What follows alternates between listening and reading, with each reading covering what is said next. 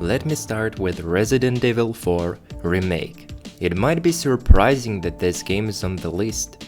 After all, it wasn't shown on E3 and is support of an old game to a virtual reality with outdated graphics. But for someone who's heavily invested into VR, like myself, this game means a lot. Because it's going to show the general public once again that those fancy headsets of ours are capable of having real games, and not just only Beat Saber. The more titles like this the industry will have, the less stigma around it will be, and hopefully this means that big publishers will be interested in it as well, so that I can enjoy another Half-Life Alyx. I can't wait to overcome my fear of horror games later this year. I think it's going to be a lot scarier than Half-Life Alyx. Before that, I played only flat-screen horror games, and the tale of the monster checking under the desk that I'm hiding under in the Alien Isolation could give me literal chills. Speaking about tales, the next game on my list is A Plague Tale Requiem. There's nothing much I can tell about this title other than it's a sequel to the previous game in the series that I really enjoyed. I expect it to be as atmospheric and story-rich as the first part. Something about ancient plague chasing down two siblings to the edge of the earth just speaks to me. Planned to be released in 2022, I'm definitely looking forward to getting my hands on it. Blizzard is no special company, and they make mistakes. They made a lot of mistakes, and they are in a pretty bad state right now. As a part of Activision Blizzard, their projects like World of Warcraft and Overwatch generate very little profit compared to that of Call of Duty. They tried to fix it by outsourcing their IP to a Chinese company to make a shitty mobile game with predatory monetization, but ended up facing a huge backlash. Warcraft 3 Refunded was a massive disaster and a failure, and continues to be so, screwing over people who enjoyed the original Warcraft 3 and can't play it anymore. Overwatch 2 is in the works, but it is a confusing project at best. Especially after a long-time veteran Jeff Kaplan leaves the company after 5 years of unsuccessful attempts to rescue Blizzard from this deep pit. I hope that gives you an idea how drastically the upcoming sequel to Diablo is important to this company. One of the series that defines Blizzard as Blizzard and is responsible for much of the success that the company had in the past. They have to do something outstanding with it. Their best bet is to come back to the roots of the original Blizzard that didn't care about such a term as family friendly and was making brutal games with chilling stories instead.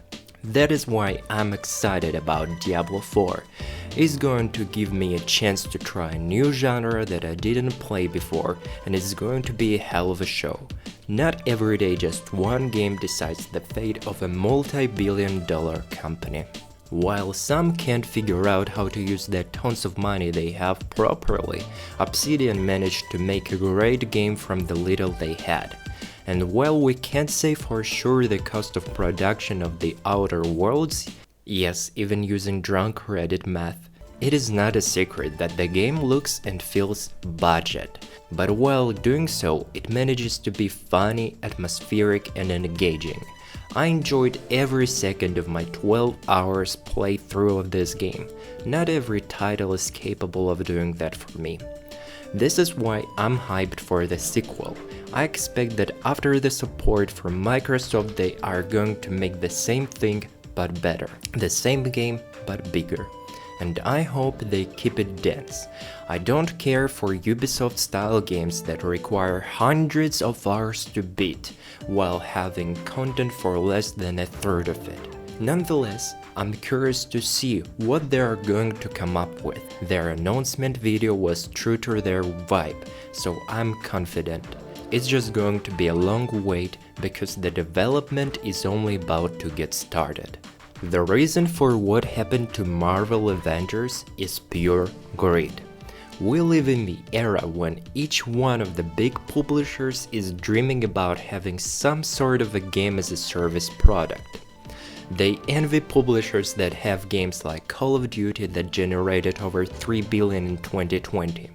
And almost like forgetting that people have limited time per day on their hands to play games, they continue to release those kinds of titles. And generally, while they try to chase this trend without prior experience of making such projects, they fail miserably.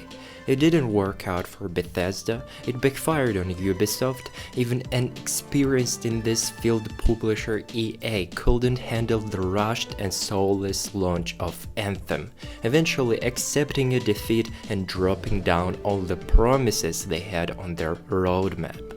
This is why the game made with moderate ambitions is always a welcome addition to my wishlist. Guardians of Galaxy is going to be a single-player action-adventure game that has a promising trailer. Just ignore all the fighting with YouTube buttons nonsense. Now I'm gonna talk about the next 6 games in a short burst. Let's go.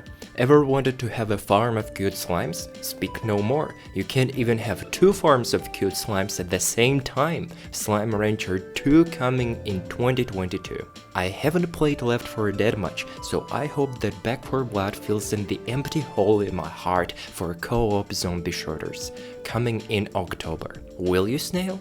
This is the question you have to answer to yourself in this game. But be careful, the artificial intelligence robot doesn't accept mistakes. Seems like a fun shooter about people in helmets fighting aliens. I don't know nothing about the previous games in the Halo series, but I heard a lot of good things. So I'm tempted to check out a new sequel, Zombies and Parkour. The only reason it's not on the first place of my wishlist is that I'm scared that this game is in development hell right now and might come out not what we expect. Looks like just Battlefield 4 combined with any other Battlefield. The trailer is amazing, but the gameplay looks a little bit disappointing.